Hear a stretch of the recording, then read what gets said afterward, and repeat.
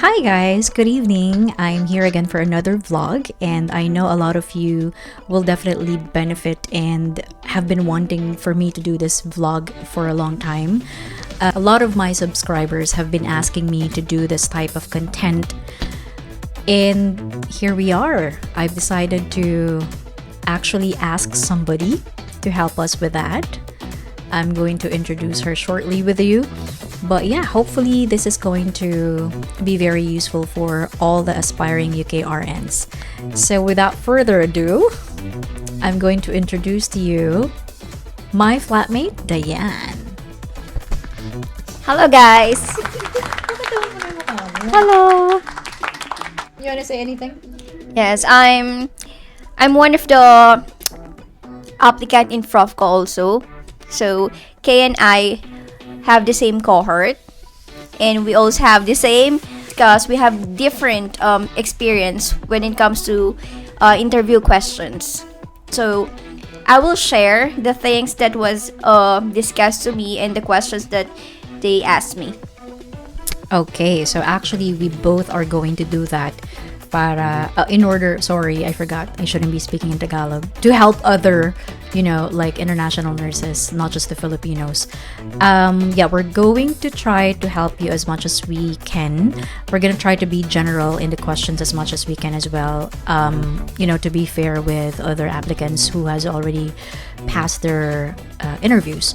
So anyway, prior to the interview of the employer, you will be asked by your agency or by the employer to pass this competency exam, right? And in your case, what was included in your competency exam? For my competency exam, it consists of API, assessment, planning, intervention, evaluation. They will give you two scenarios that you need to make an API, using also the tools that they use here in NMC, here in England. So you need to really have a preparation before doing the competency exam.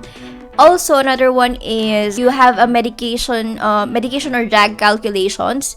So you also need to familiarize yourself with the conversions like milligrams to grams or grams to milligrams, and kg to grams to micrograms, something like that. Right, so including mLs and liters. So you have to study about those different types of conversions and drug calculations.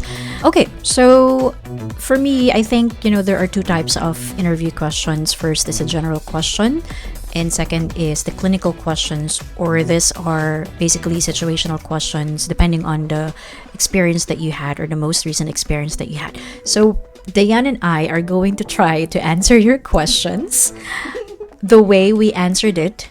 It's been like, when were you interviewed for your, by your employer? You know what? I was interviewed during the Christmas Eve. Oh. Yeah, that's how they need nurses. They've been working also even holidays. See? So for me, I was interviewed December 17. That was just a few days before you.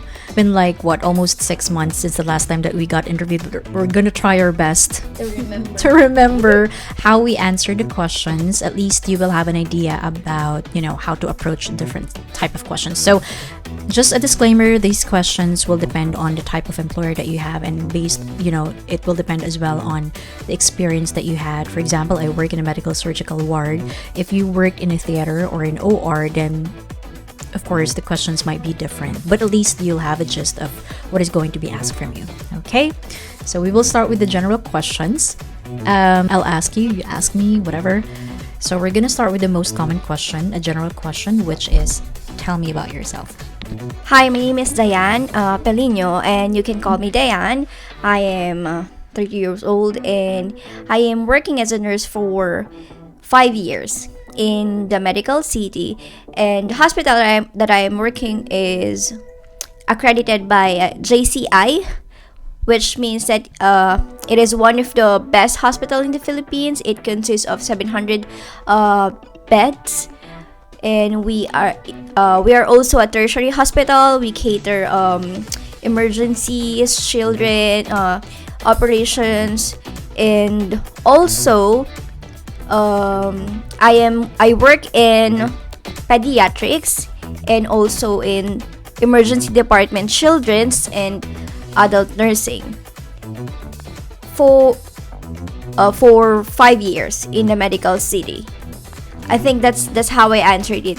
I gave a brief explanation of more on my work instead of saying some personal things. I think when the employer asks you about tell me about yourself, you just need to answer it professionally because they're not interested actually with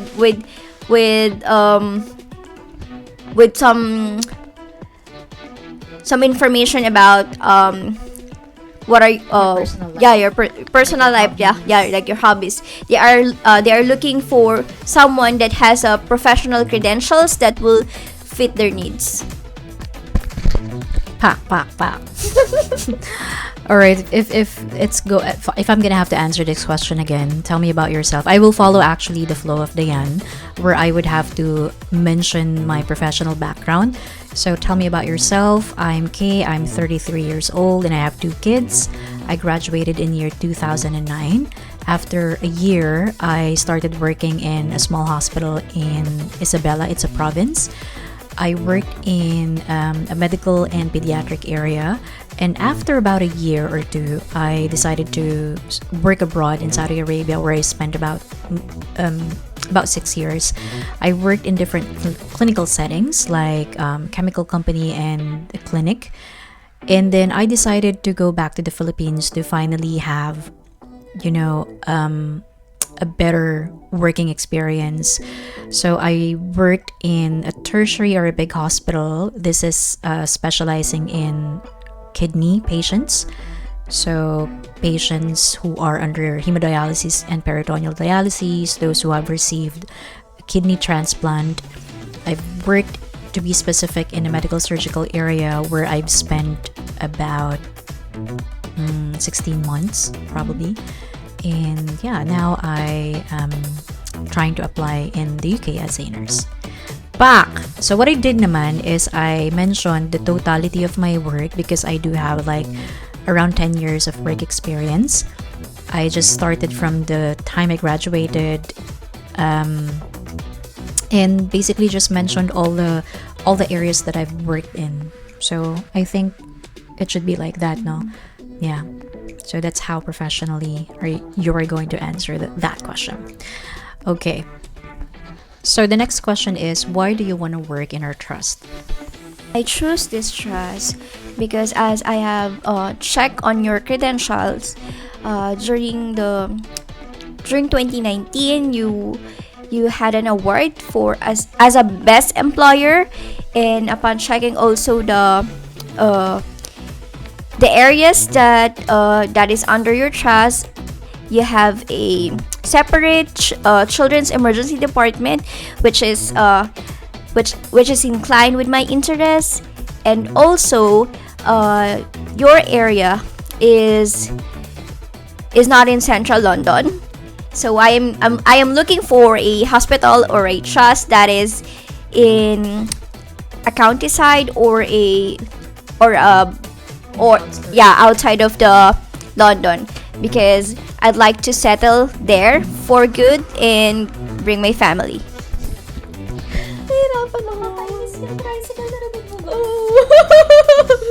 Okay. If I'm gonna be asked this question, why do you want to work in our trust? I want to work in your trust because I've done some research about it and I can see that it's pretty stable. In fact, the trust actually received an award. Insert the award. I forgot the award, but I'm pretty sure that I was able to mention that. The best thing that I find really good was that this trust actually cares for the staff. I mean, the fact that they're providing free gym and they are making sure that the wellness of the staff is being taken care of. So I believe that's really something. I would want to work in a trust or a company that would not only care about the money that they're making or about their patients, but also with the staff that's working in the hospital. Pak, pak, pak. So that's how I think. I don't know if that's a good answer, but I think, I mean, we passed, right? So it might be good. Okay, next question is, what are your future plans, or what is your career pathway?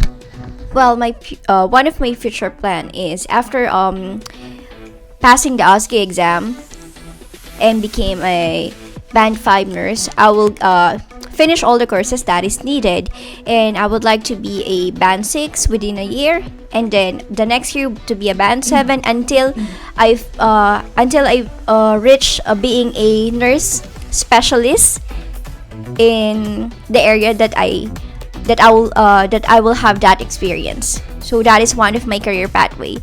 And my future plan is, since I am married, I have my husband and my child, I will bring them here in England, and of course we plan to have a house and settle here.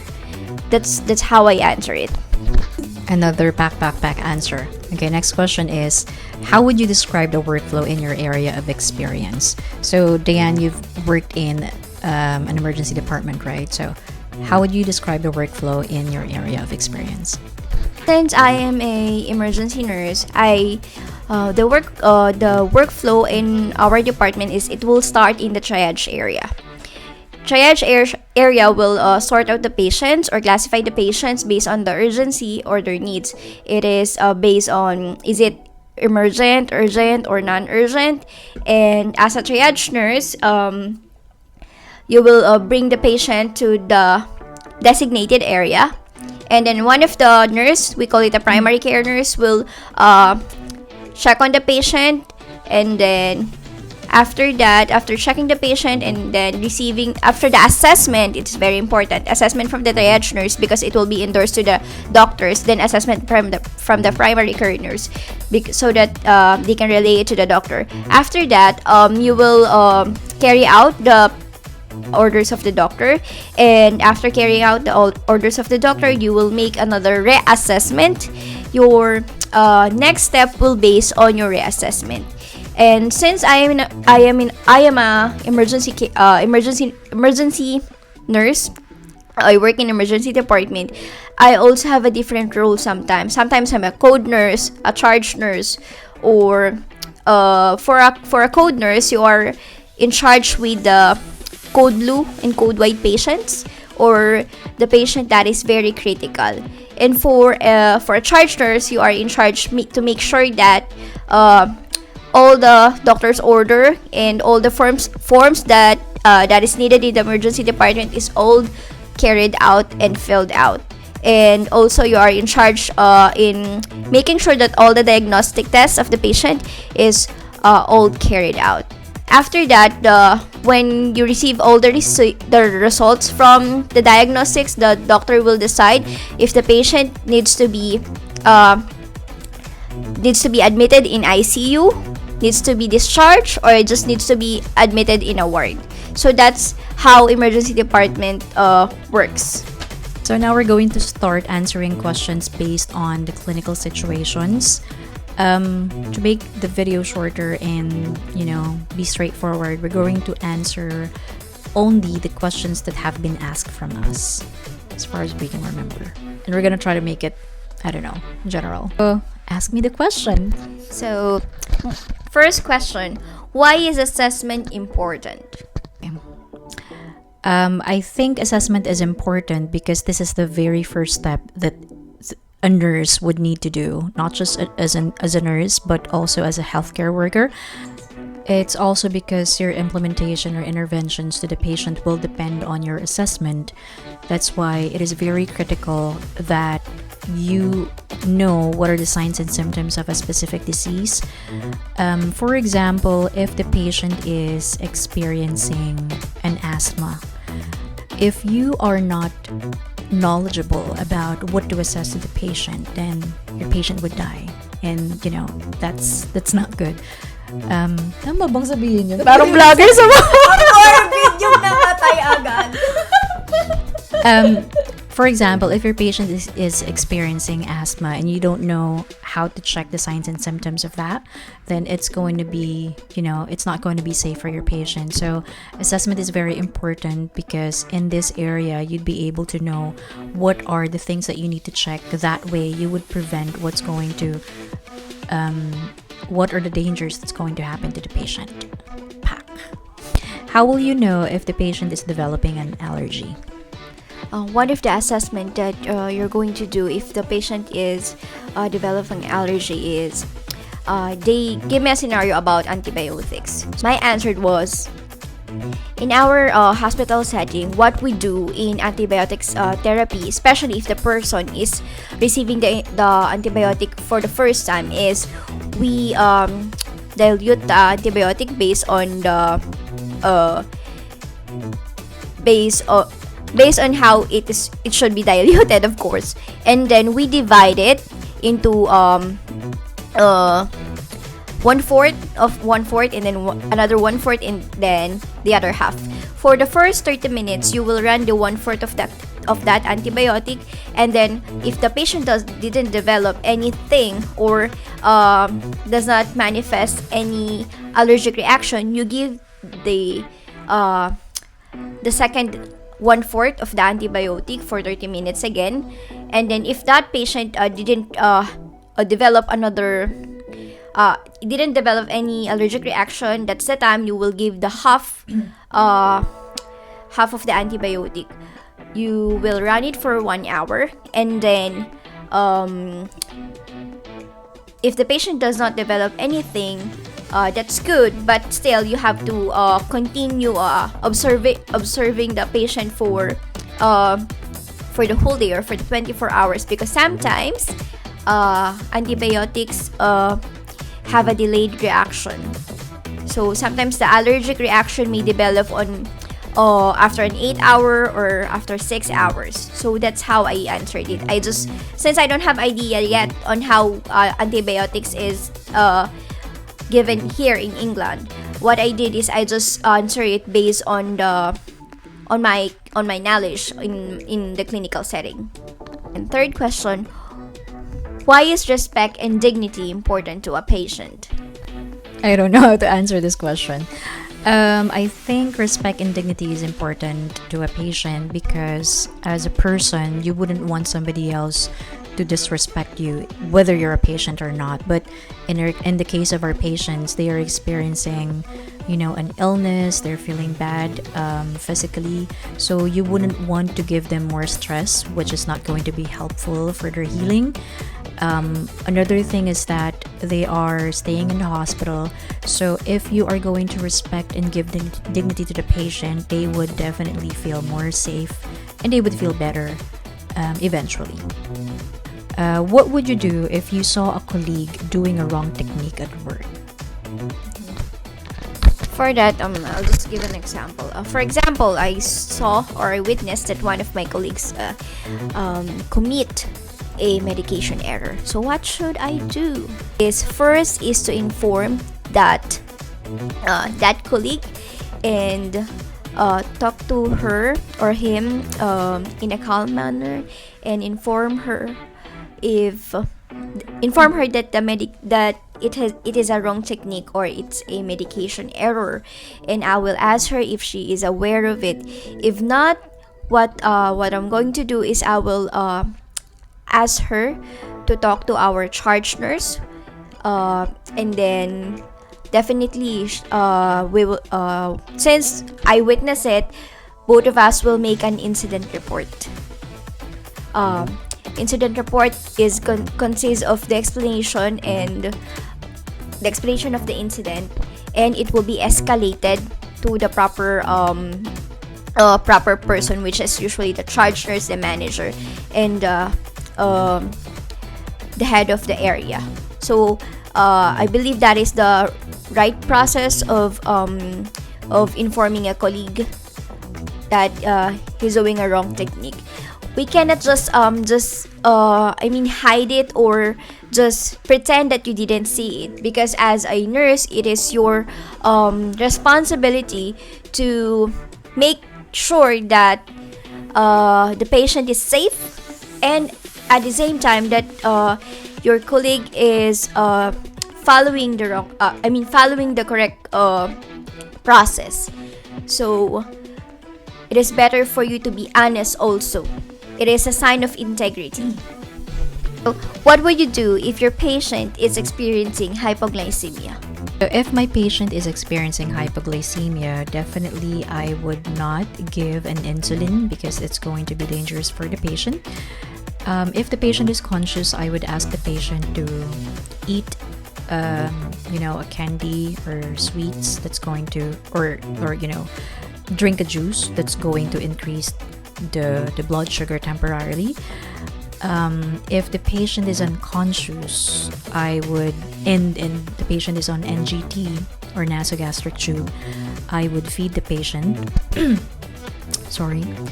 And if the patient is on NPO or kneel by mouth, wherein the patient is not allowed to eat or drink anything, I would give, what would I give? D5, is it D5? I forgot.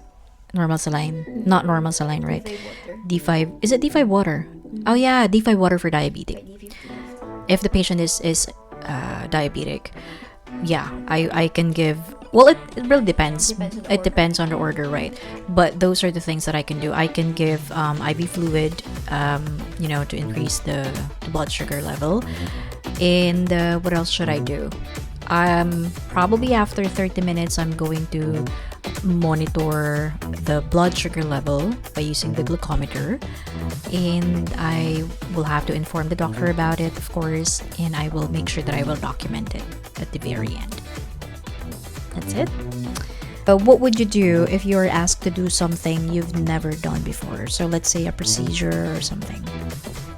Well, all you need to do is to be honest to your nurse in charge.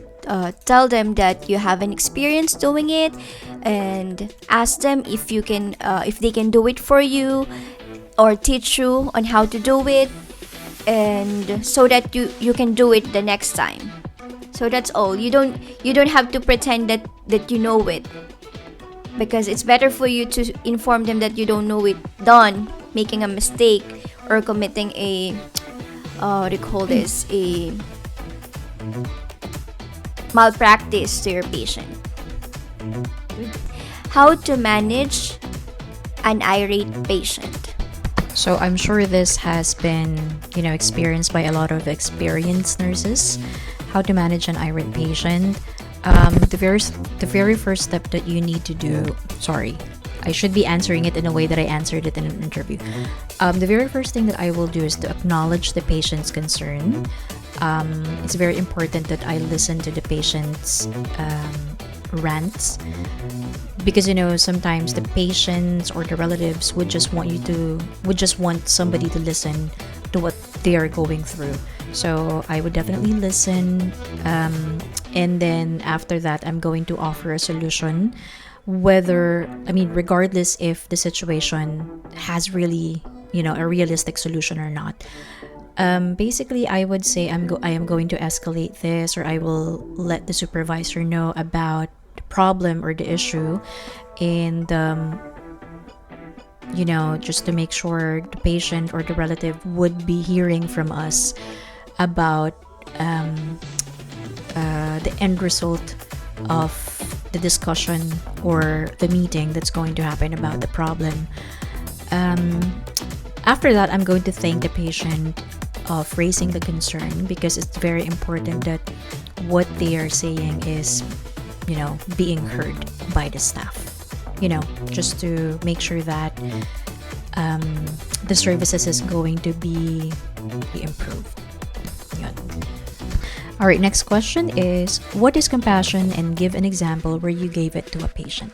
Actually, you always give compassion to your patient from the moment that you've handled them. So showing compassion is like it's also like being empathetic to the patient.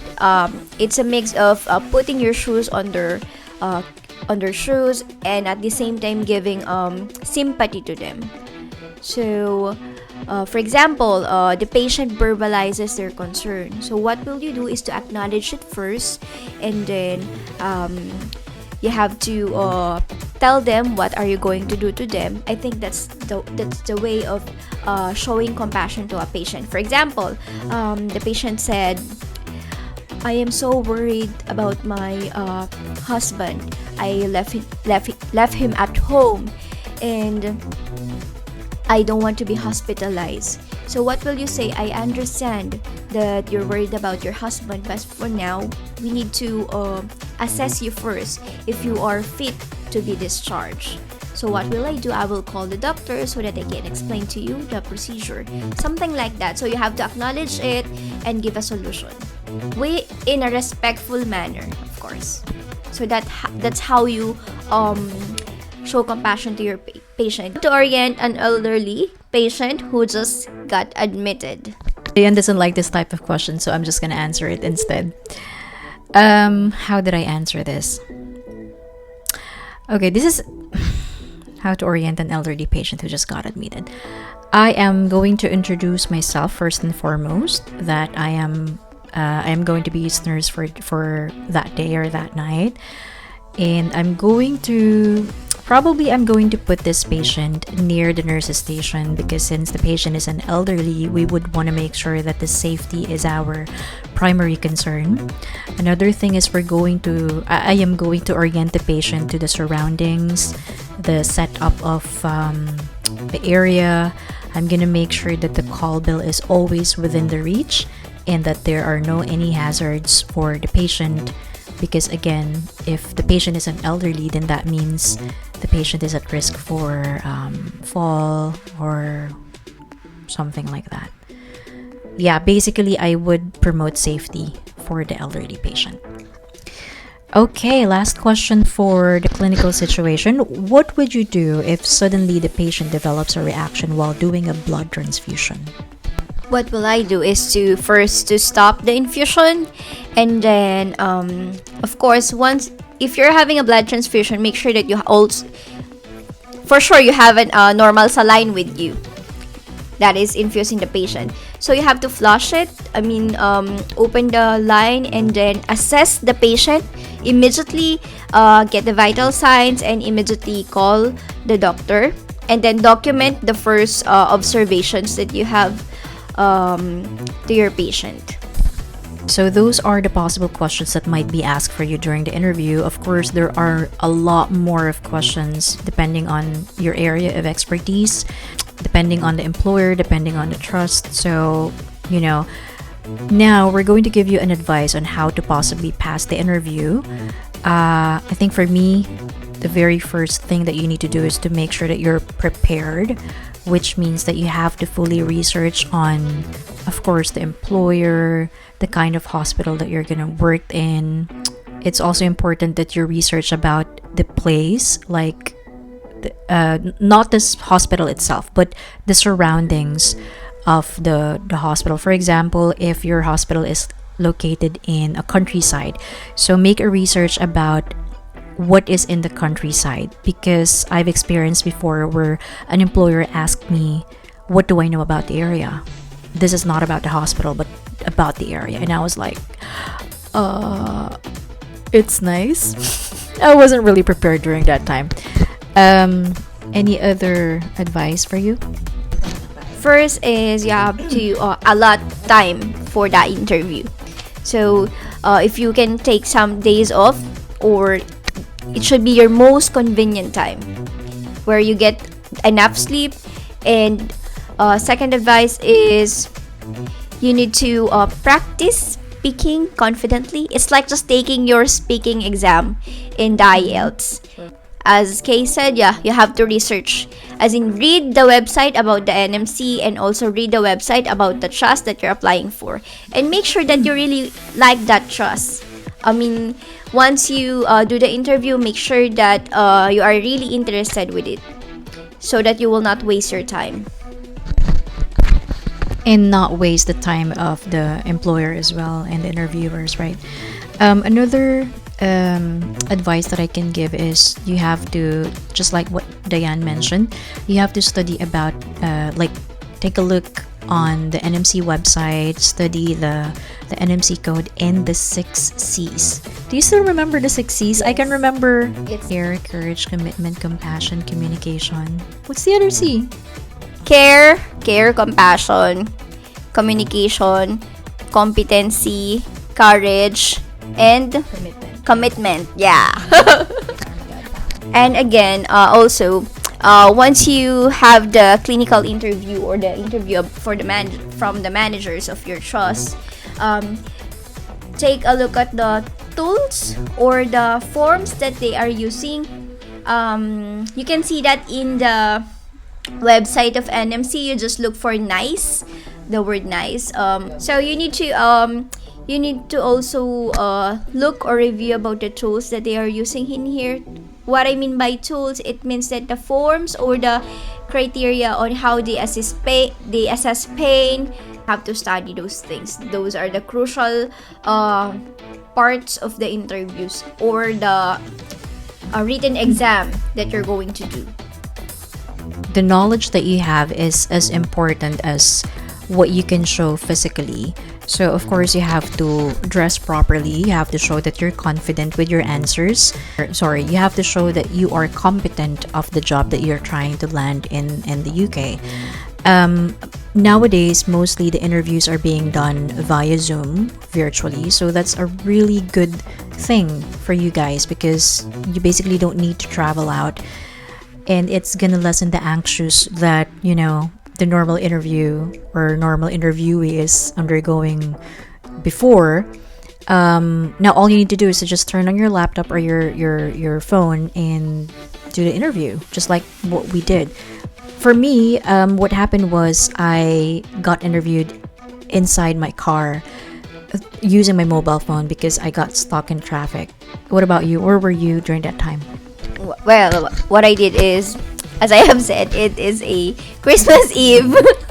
So I'm at home, and I am expecting the interview on that day. I didn't cook for Christmas. What I did is we just ordered cooked food or food trays for Christmas Eve. Of course, the most important thing before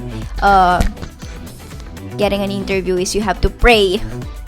Yeah, you have to pray before doing the interview. Pray for guidance, for wisdom, for strength, and pray for a good result. Always do that. Yeah, lastly, I think, everybody needs to understand this because a lot of applicants, so even, some of my friends are asking me, hey, how do I go to the UK? How do I, land a job or a hospital that I really want because I really just want to leave the hospital that I'm working right now. Of course, I would help them. I would tell them some tips and, I help them on what are the things that they need to do. But nothing would really happen if you don't have the will that you wanted to be successful in your career. So no matter how many, even if we give you a lot of tips, if you're not going to be persevering about your journey or your career, nothing's going to happen. So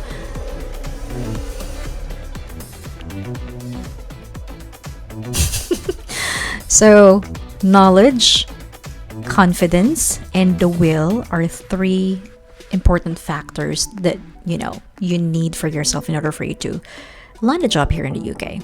So I think that would be all. This has been a long vlog. Ang daldal ng kasama ko.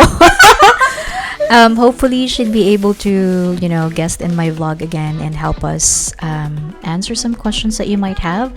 If you have any recommendations, questions, or comments, just leave a comment below or you can send me a message privately. So, want to say anything?